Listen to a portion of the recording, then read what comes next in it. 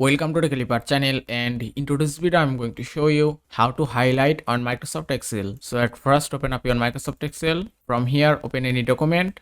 Now from here just click on Home tab. After that on the styles option you can find conditional formatting. Just click here and then click on highlight cell rules. That's it. Now here you can see 7 options of highlight: greater than, less than, between, equal to, text that contains a date occurring, and duplicate values. You can choose any option to highlight your data. Suppose if you want to highlight duplicate values or duplicate data, just click on duplicate values option and then select your all the data and then click on OK. Make sure that your data are selected, and that's it. You can see now it's highlight the duplicate values. You can see 20, 23 and 36 are duplicate.